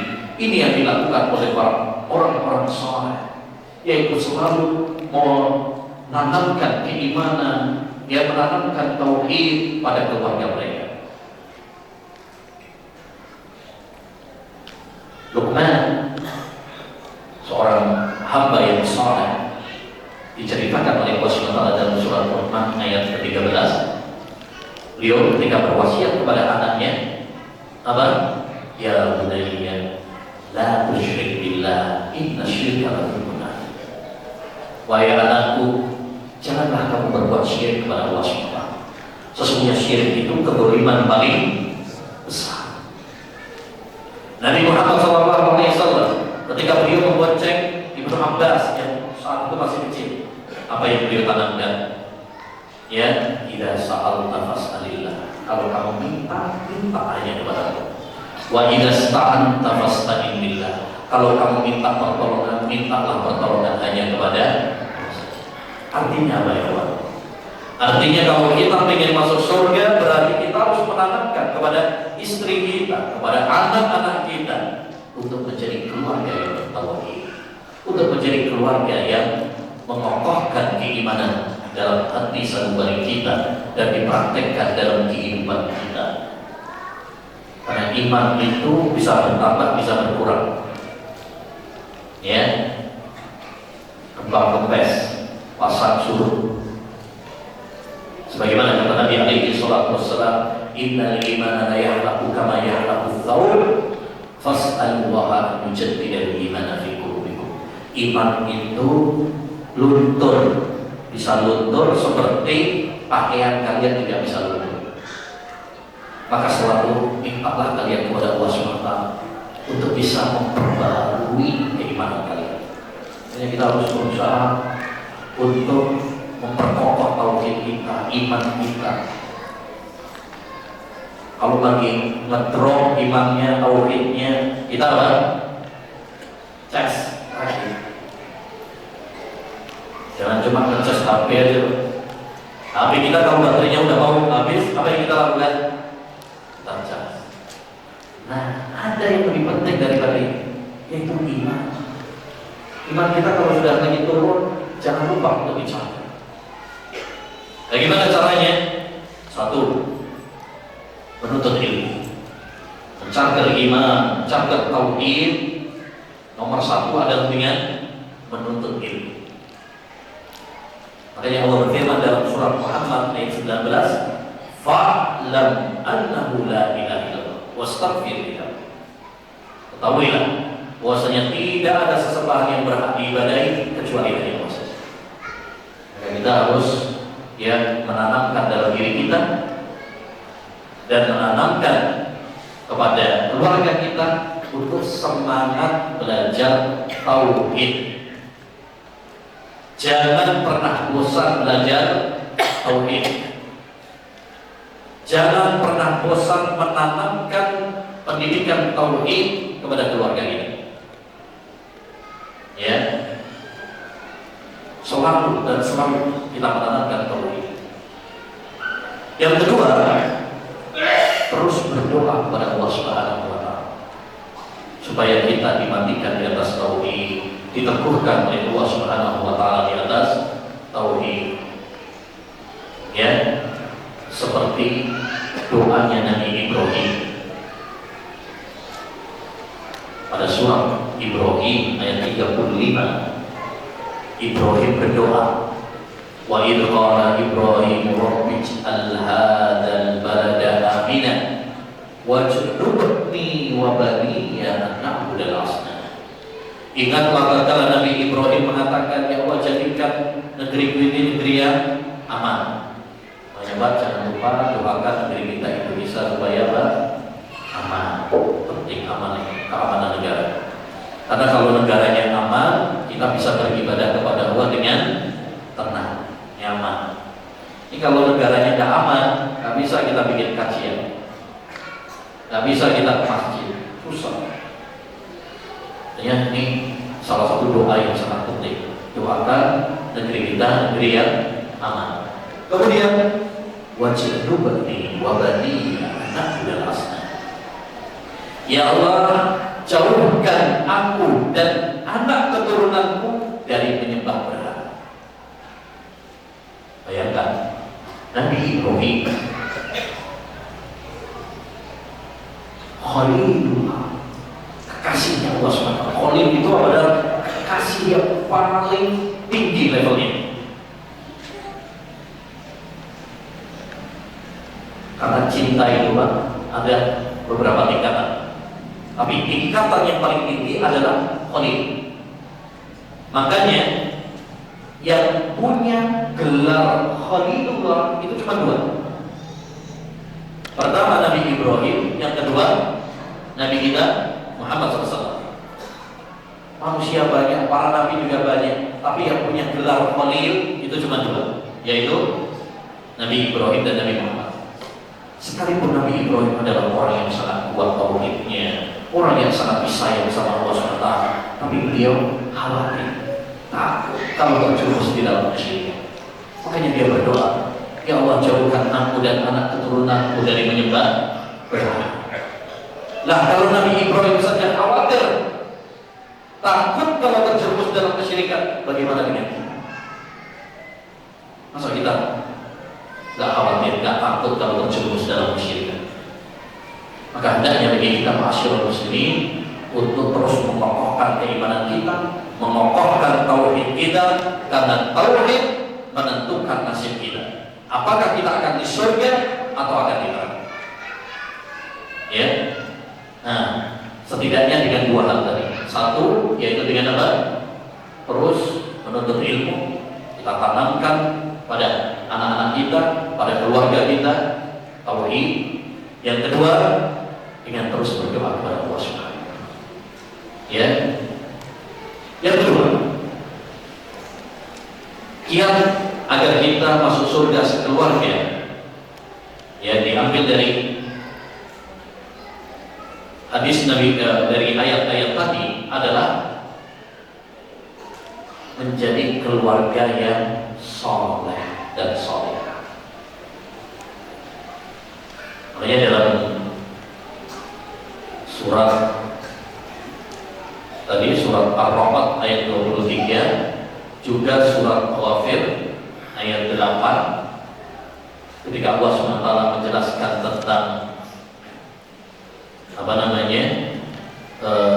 keluarga yang masuk surga, apa kata Allah SWT? Wa man sholaha min abani, dan orang-orang yang soleh dari kalangan bapak mereka. Demikian juga dalam surat Ghafir, apa tadi? Dalam surat Ghafir, wa man sholaha min abaihi wa azwajihi. Jadi ada kata apa? Sholaha. Sholaha berarti artinya apa? Soleh. Baik, kita mungkin sering dengar kata soleh. Ya, jadilah suami yang soleh, jadilah istri yang solehah, jadi anak yang soleh.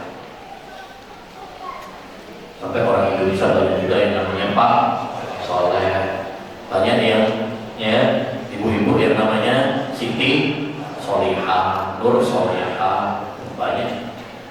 Pertanyaannya, apa yang dimaksud dengan soleh itu? Soleh itu definisinya al-qa'im bihaqqillah wa haqqi ibadah. Orang yang menunaikan hak Allah Subhanahu wa ta'ala dan hak makhluk. baru disebut saleh. Dia menunaikan hak Allah Subhanahu wa taala dan juga menunaikan hak makhluk. Artinya, dia memperbaiki hubungannya dengan Allah, baik hubungannya sama Allah, sholatnya, puasanya, sedekahnya, dan dia juga baik hubungannya dengan sesama manusia. Lalu disebut saleh. Kalau dia baik sama Allah SWT tapi nggak baik sama makhluk, berarti bukan saleh. Dia sama makhluk baik, ramah, tapi nggak sholat, ya berarti nggak saleh. Jadi dua-duanya harus berkumpul. Makanya Allah Subhanahu wa taala menyebutkan dalam surat An-Nisa tentang wanita-wanita yang salihah, fas-salihatu qanitatun hafizatun lil ghaibi bima hafizallah. Istri-istri yang salihah itu apa? Qanita, ahli ibadah. Dia rajin sholat, rajin puasa. Ini berarti hubungan dia dengan Allah SWT. Hafizatun lil ghaib, dia menjaga harga dirinya, ya, tatkala ditinggal oleh suami. Ini berarti dia menjaga hubungannya dengan sesama manusia, terutama kepada suami. Karena hak seorang istri yang paling besar itu adalah suami. Wanita itu kalau belum nikah, hak paling besar adalah hak orang tuanya, ibu dan ayahnya. Tapi kalau sudah nikah, hak yang paling besar baginya adalah hak suami. Makanya Nabi pernah mengatakan, hakku zawji ala zawjatihi an law kana bihi qarhatun fala hisabha ma addat haqqa. Hak seorang suami terhadap istri, andaikan suami punya luka, borok, berdarah, nanah, ya, kemudian diisap oleh istrinya, istri belum menunaikan hak suami. Menunjukkan betapa besarnya haknya suami. Ya, jadi maksudnya adalah istri yang solehah itu adalah yang dia sama Allah baik, tapi sama manusia, terutama sama suaminya, dia baik. Sebagaimana juga dalam hadis yang lain, idza shallatil mar'atu khamsaha, apabila seorang wanita salat lima waktunya, wa shamat sahraha, puasa Ramadannya, ini berarti apa? Hubungan dia dengan Allah Subhanahu wa taala. Kemudian wa hafidhat farjaha wa ata'at zawjaha, dia taat sama suami, dia jaga farjinya, berarti hubungan sama manusia. Demikian juga ma'asyiral muslimin, dalam sebuah hadis Nabi yang lain, ketika Nabi SAW ditanya, wahai Rasulullah, ada fulana itu, ada seorang wanita, wahai Rasulullah, dia rajin sholat, dia rajin puasa, dia rajin sedekah, tapi sayang, dia sering menyakiti tetangganya dengan lisannya. Maksudnya kalau ngomong itu apa? Lagi pedes, ya, sambel. Nah ini, apa kata Nabi SAW? La khayra fiha hiya finna. Gak ada baiknya wanita tersebut, dia di neraka. Terus ditanya lagi, wahai Rasulullah, ada seorang wanita, dia sholatnya biasa-biasa aja, maksudnya yang wajib-wajib aja, puasa juga yang wajib-wajib aja, masa Ramadan, sedekah juga biasa aja, tapi dia baik sama tetangganya, tak pernah menyakiti. Apa kata Nabi? Dia fil jannah, dia di surga. Yang bisa kita simpulkan dari hadis-hadis ini adalah bahwa definisi soleh adalah orang yang memperbaiki hubungannya dengan Allah dan juga memperbaiki hubungannya dengan sesama manusia. Oleh karenanya, kalau kita ingin masuk surga, maka perbaiki hubungan kita dengan Allah Subhanahu wa taala. Ya, laksanakan perintah-perintah Allah Subhanahu wa taala. Tinggalkan larangan-larangan Allah Subhanahu wa taala. Terutama nih yang wajib-wajib. Kalau perintah berarti yang wajib itu diutamakan. Sholat 5 waktu jangan pernah tinggalkan. Puasa Ramadan jangan pernah tinggalkan. Ya, karena itu inti yang paling dicintai oleh Allah Subhanahu wa taala. Jangan sampai kita sergap untuk melakukan yang sunnah, tapi yang wajib malah keteteran. Itu keliru. Yang paling diutamakan adalah yang wajib. Begitu juga larangan. Yang harus kita tinggalkan adalah yang haram. Ya, seperti berzina, mencuri, ya, minum khamar dan lain sebagainya. Syirik kepada Allah Subhanahu wa taala tinggalkan. Jadi kalau kita ingin masuk surga, jalankan perintah-perintah Allah Subhanahu wa taala, perbaiki hubungan kita dengan Allah Subhanahu wa taala, ya. Dan juga kita harus memperbaiki hubungan kita dengan sesama manusia. Ini penting juga, yaitu masalah apa? Akhlak, masalah adab. Kadang kita ini sudah rajin sholat, rajin puasa, tapi yang paling kurang dari kita itu adalah masalah akhlak. Ini yang perlu kita perbaiki bersama. Karena orang-orang soleh disebutkan oleh para ulama, kebanyakan mereka masuk neraka itu kurangnya di sini, yaitu hal-hal yang berkaitan dengan sesama manusia. Ya, orang-orang soleh, ahli ibadah, itu biasanya kalau masalah ibadah, masya Allah, sholat, baca Quran, puasa, rajin, sengket, ya, pengajian mana-mana, bahkan mungkin hal-hal yang sunnah pun dia lakukan. Tetapi yang paling banyak menjadikan mereka masuk neraka adalah dari sisi apa? Dari sisi yaitu apa? Hal-hal yang berkaitan dengan sesama manusia.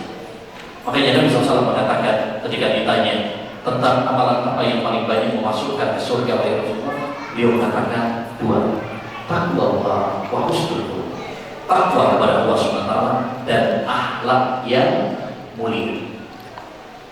Takwa kepada Allah ini hubungannya dengan Allah. Wa husnul khuluq, akhlak yang baik, yaitu hal-hal yang berkaitan dengan sesama manusia. Dan akhlak yang baik mencakup tiga hal. Akhlak yang baik itu mencakup tiga hal. Yang pertama adalah baghlun nada, ya, berbuat baik kepada orang. Kita suka berbuat baik sama orang, menggembirakan orang, menyenangkan orang, bantu orang. Khairun nas anfa'uhum linnas, sebaik-baik manusia adalah yang paling memberikan manfaat kepada orang lain. Yang kedua, kaful adab, tidak menyakiti orang lain, terutama dengan dua hal, lisan dan tangan. Karena ini yang paling banyak membuat dolim. Nabi bersabda, aksaru khataya bani Adam fi lisan, kebanyakan dosa anak Adam itu pada lisannya. Ini yang paling banyak menyeret orang ke neraka. Yang ketiga, akhlak yang baik itu adalah watonaqatul wajah, wajah yang berseri-seri. Kalau ketemu orang ramah, senyum, ya. Kalau ketemu orang apa ya, bukan senyum-senyum sendiri, ya. Kalau ketemu orang nyapa, salam. Nabi bersabda, innal mu'mina idza laqiyal mu'mina fasallama alaihi wa akhadha bi yadihi tanasara khatayahu kama yatanasaru waraqu syijar. Seorang mukmin apabila bertemu dengan mukmin yang lainnya, lalu dia berjabat tangan, dia mengucapkan salam, rontok dosa-dosanya sebagaimana daun-daun rontok dari pohon.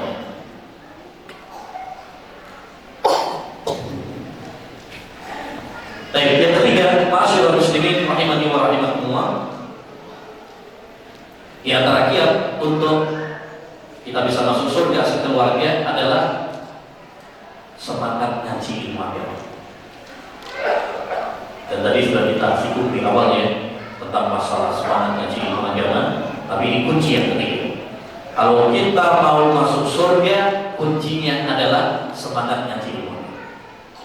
Nabi bersabda, man salaka tariqan yaltamisu fihi ilman sahala Allahu lahu bihi tariqan ilal jannah. Barang siapa yang menempuh perjalanan dalam rangka untuk menuntut ilmu, ngaji ilmu agama, maka Allah akan mudahkan baginya jalan menuju surga. Kenapa? Kenapa menuntut ilmu itu adalah jalan menuju surga? Karena ilmu adalah sumber semua kebaikan.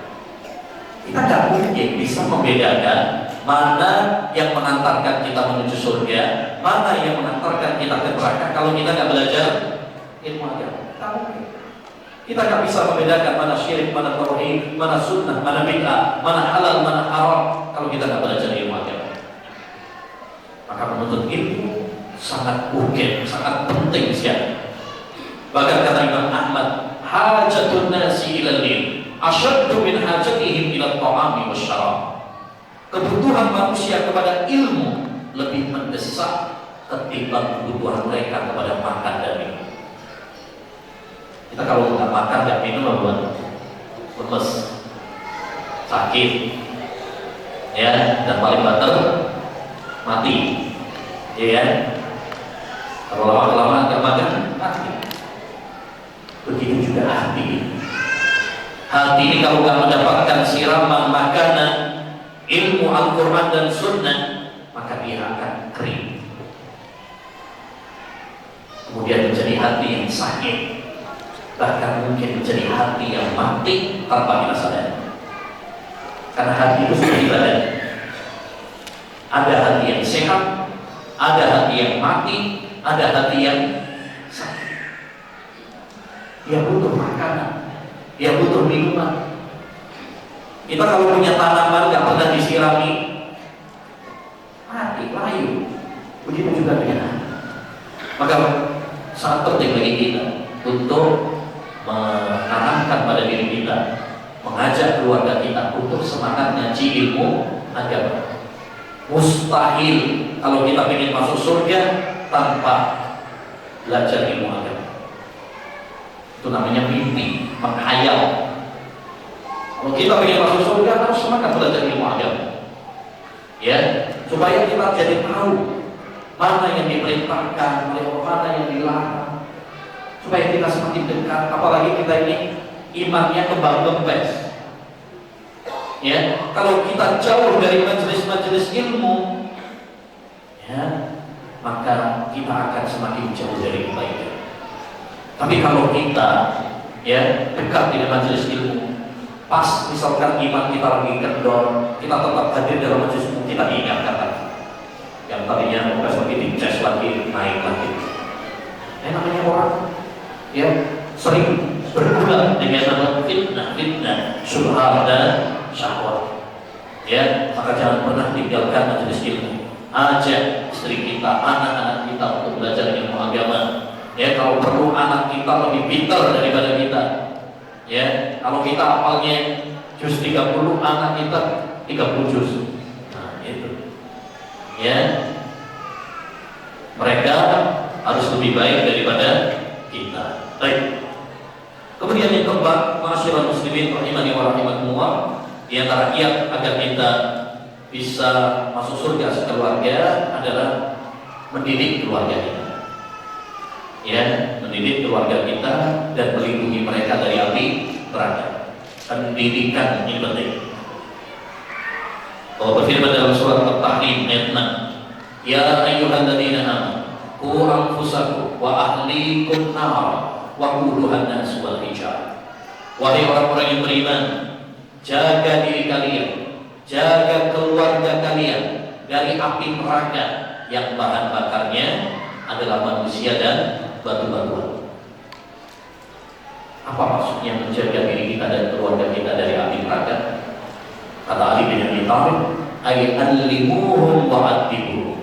Ajari mereka, didik mereka, bimbing mereka, gandeng mereka menuju surga Allah SWT. Lindungi mereka dari neraka Allah SWT. Dan ini masyarakat muslim, tugas paling berat kepala rumah tangga. Tugas paling berat kepala rumah tangga itu bukan cari nafkah, bukan cari duit. Kamu cari duit banyak yang bisa, ya, banyak yang bisa. Tapi yang berat itu adalah apa? Bisa bimbing keluarga, menggandeng tangan keluarga menuju surga Allah SWT. Ini berat, karena dia butuh ilmu, butuh kesabaran, butuh cinta dan kasih sayang, ya, butuh doa yang tulus. Ingat, kita semuanya diberi oleh Allah Subhanahu wa taala memikul amanah. Ya, apalagi kita para suami, ini kepala rumah tangga. Ar-rijalu qawwamuna 'alan nisa. Kaum laki-laki itu adalah pemimpin dalam rumah tangga. Kita semuanya diberi amanat di pundak kita. Amanat untuk mendidik istri kita, mendidik anak-anak kita. Semua kita akan berdiri di hadapan Allah Subhanahu wa taala. Kita akan ditanya oleh Allah Subhanahu wa taala tentang tanggung jawab ini. Kullukum ra'i wa kullukum mas'ulun an ra'iyah. Setiap kalian adalah pemimpin dan setiap kalian akan dimintai pertanggungjawaban di hadapan. Kita nanti akan ditanya oleh Allah, sudah didik istri kita belum? Sudah mengingatkan mereka belum? Sudah menasihati mereka belum? Anak-anak kita juga, apa kita membiarkan mereka begitu saja? Mereka ini amanah. Ya, sebagian orang begitu peduli sama hartanya, begitu peduli sama pekerjaannya, begitu peduli sama jabatannya, tapi nggak peduli sama keluarganya. Dia begitu sayang sama sepeda motornya, mobilnya, takut kalau kepanasan, takut kalau kehujanan, makanya ditaruhnya di mana, Bang? Parkirnya kalau kita punya mobil atau sepeda motor itu, ya, garansi, ada dimasukin di rumah, takut kalau kalau kepanasan nanti rusak, kehujanan takut rusak, kalau di luar tengah malam dibiarkan takut dicopet atau dirampok orang. Kita begitu peduli sama barang-barang kita, tapi kenapa kita nggak begitu peduli sama keluarga kita? Kita biarkan istri kita, anak kita melakukan kemungkaran-kemungkaran tanpa punya kecemburuan dalam hati ini. Ya, jadi ini kita kalau ingin masuk surga, maka kita harus apa? Mendidik, tentunya dengan tadi sabar, ya, dengan doa, dengan cinta, kasih sayang, lemah lembut, ya. Makanya perlu ada kajian-kajian yang tentang bagaimana mendidik keluarga, mendidik anak. Ini penting juga agar kita diingatkan, ya, untuk selalu bisa mendidik keluarga kita di jalan Allah Subhanahu wa taala. Kemudian yang kelima, di antara kiat agar kita masuk surga adalah sabar. Sabar. Sebagaimana tadi dalam surat Ar-Rahman juga, ya, di mana para malaikat mengatakan ketika mengucapkan selamat kepada para penduduk surga, salamun alaikum bima sabartum fa ni'ma uqbad. Kata para malaikat, keselamatan untuk kalian bima sabartum, dengan sebab kesabaran kalian. Artinya dulu kalian di dunia sabar, makanya sekarang balasannya surga. Berarti kalau kita ingin mencapai surga, kunci utamanya adalah dengan sabar. Kamu sabar. Sabar ini penting sekali. Saking pentingnya Allah menyebut 90 kali di dalam Al-Quran kata sabar. Ya. Dan sabar ada 3 macam.